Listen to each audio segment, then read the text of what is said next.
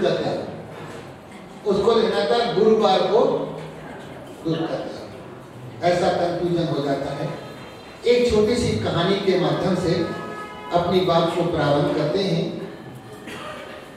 एक गांव था और इस गांव में एक व्यापारी रहता था जो टोपी का काम करता था। टोपी बेचता है। पहले के लोग टोपी पहनते तो बिकती थी, अब टोपी नहीं पहनते तो नहीं चलती है। तो वो टोपी का व्यापार करते थे। अपने एक पोटली बनाई, साइकिल के पीछे रखी और अपने एक गांव से दूसरे गांव जाकर के टोपी का व्यापार करना। पहले के व्यक्ति अपने साथ में एक लोटा रखते थे, एक कलेवा अपना भोजन का थैली रखते थे, जहां कुआ मिला, रस्सी बांधी, डाला, लोटा निकाला, खाना पीना किया, अपना पानी पिया, आराम से सुकून की जिंदगी जीते हैं। जब अच्छा भोजन मिलता है, अच्छा पानी ठंडा मिलता है तो नींद आ जाती है। तो उसी कुएं के पाट पे उसने कहा चलो अपना भोजन पानी कर लिया, अपने उसने दोनों पैर फैला कर अपना थोड़ा सा विश्राम कर लिया। ये उसका डेली का रूटीन बन गया। एक गांव से दूसरे गांव जाना, कुआं मिलना, कुएं पे अपना बैठ करके भोजन पानी करना और दूसरे गांव निकल जाना, थोड़ा सा दोपहर में रेस्ट करना। एक क्रम चलता है। एक दिन उसने क्या किया, भोजन पानी किया, थोड़ी गहरी नींद में सो गया। बंदर आए, वहीं बरगद का पेड़ था, वो बरगद के पेड़ पे बहुत सारे बंदर थे। वो बंदर ने देखा इसकी पोटली में क्या रखा है और इसके सिर पर टोपी लगी है। तो एक बंदर आया, उसने क्या किया, कपड़े की गांठ को खोल करके, थैली को खोल करके टोपी निकाली, सबने एक टोपी पहन ली और सारे बंदर पेड़ पे चढ़ गए। जब वो टोपी वाला उठा, उसने देखा अरे मेरी थैली कहाँ गई। ऊपर देखा तो सारे बंदर टोपी लगाए। तो क्या करूं, कैसे इस टोपी को? बंदर नकलची होते हैं, बंदर के सामने जैसा आप करोगे वैसे वो करेंगे। उसने क्या किया, टोपी ली, टोपी को यूं हिलाया और जमीन पे फेंक के मार दिया। बंदर ने देखा, सारे बंदरों ने टोपी निकाल करके नीचे फेंक दी। टोपी का फेंकना हुआ, उस व्यापारी ने सारी टोपियों को समेटा, अपना गट्ठा बांधा, अपना चलता गया। घर जाकर के सबको सुनाया आज हमारे साथ में ऐसी घटना घटी। उसका एक बेटा भी था। पहले क्या होता था, सराफे की दुकान वाला व्यक्ति सराफे का व्यापार अपने बच्चों को सिखाता था, कपड़ा वाला कपड़े का, किराने वाला किराने का। जिसका जो व्यापार होता था वही बच्चा उसको व्यापार को संभाल के आगे बढ़ाता था।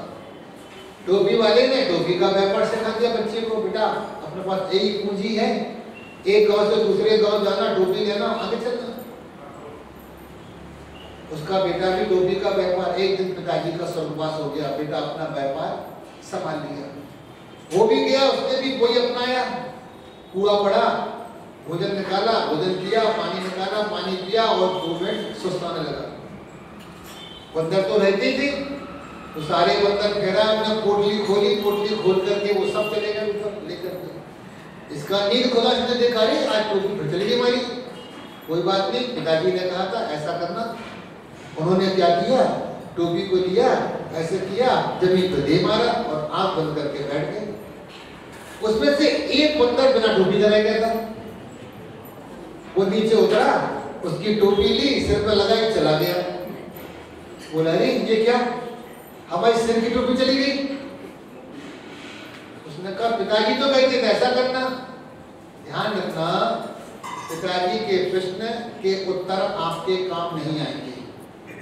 वो पिताजी का समय का चला गया, नए प्रश्न पुराने उत्तर नहीं चलेंगे। नए प्रश्न हैं तो उनके उत्तर भी नए आना चाहिए, नई सोच पैदा होना चाहिए, नई खूबी, नई रंगत, नए अरमान पैदा कर। इस खाक के पुतले में तू भगवान पैदा कर। आज हमारे जैन धर्म को पिछड़ने में कारण क्या रहा?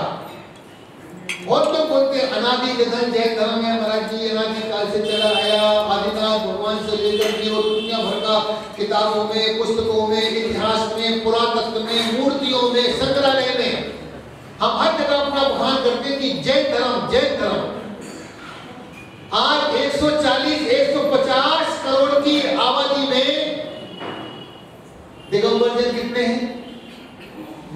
47 लाख।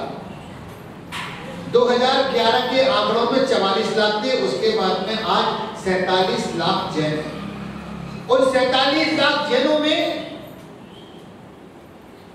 सारी जितनी भी जैन संप्रदाय है उसमें से मात्र हम 20% है जैन दिगंबर, 80% श्वेतांबर है।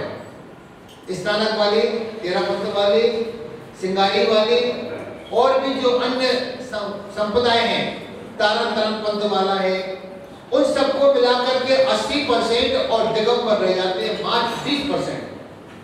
और 20% में देखिए आप दिगंबर साधु जितने हैं उंगली पे गिनने वाले 1000 व्यक्ति पर एक साधु, 1000 व्यक्तियों पर एक साधु।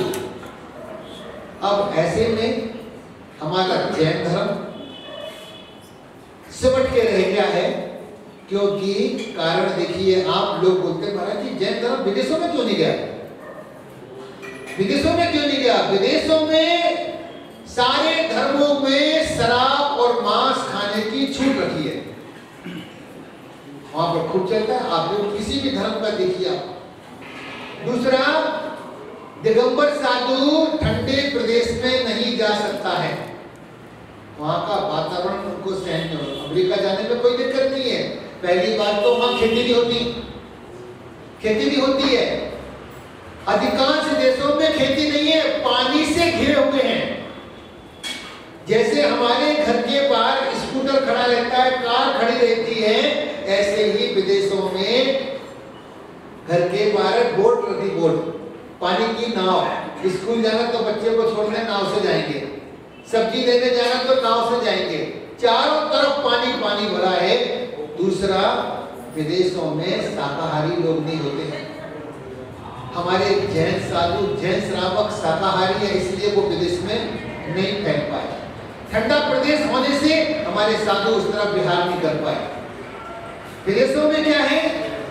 ठंडी, अति ठंडी, गर्मी, अति गर्मी, बरसात, अति बरसात। और हमारे भारत में सभी प्रकार के मौसम मिलते हैं।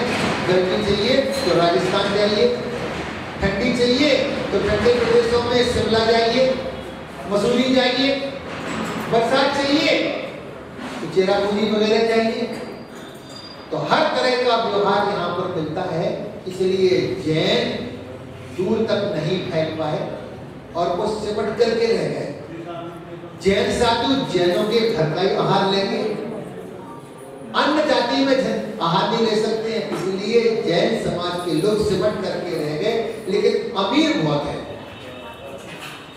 जैन समाज के व्यक्ति 95% व्यक्ति लिखे पढ़े होते हैं, पढ़े लिखे लोग होते हैं। सबसे ज्यादा यदि कोई पढ़ी लिखी समाज है तो वो जैन समाज कहलाती है, सभ्य समाज कहलाती है। दूसरा, ये अनुशासित रहे और थोड़े थे इसलिए अमीर बन गए।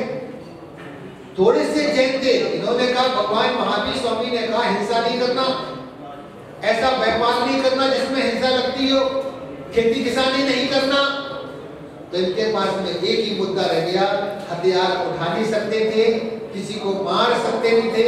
इन्होंने कहा पैसा कमाओ, पैसा कमाओ तो दुनिया पर राज करो।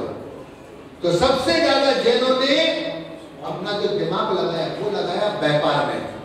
व्यापार करना चाहिए और व्यापार के माध्यम से वो दूर दूर तक पहुंच गए। आसाम, मेघालय, नागालैंड, हिमालय, अरुणाचल प्रदेश, सारी दुनिया के अंदर में जैन व्यापार के माध्यम से पहुंच गया और वो धीरे धीरे अमीर बनना प्रारंभ किया। दुश्मनों से दूर रहते हैं, अनाप शनाप खर्चा नहीं करते हैं। तो ऐसे बढ़ते बढ़ते हमारे जैन समाज के लोग सिमट के रह गए, लेकिन वो अमीर तो बन गए, लेकिन हम दूर तक नहीं फैल पाए।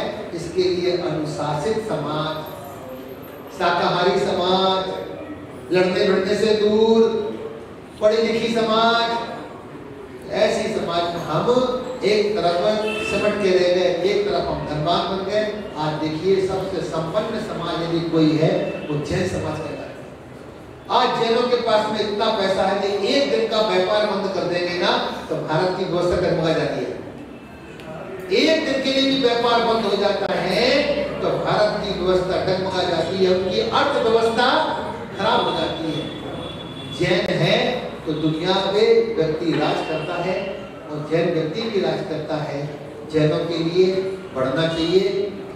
अब जैन व्यक्ति कैसे बने, जैन व्यक्ति कैसे बढ़े, हम छोटे से लोग कैसे संगठित हो जाएं, इस बात का समाधान हम कल करेंगे कि जैन व्यक्ति को बनने के लिए क्या करना पड़ेगा, जैन को एकता के बीच में कैसे बनना पड़ेगा, हम कौन सी नीति अपनाएं कि हमारा दिगंबर संप्रदाय एक हो जाए, वो चर्चा हम कल करेंगे। बोलिए महावीर भगवान की, भगवान के समो शरण की।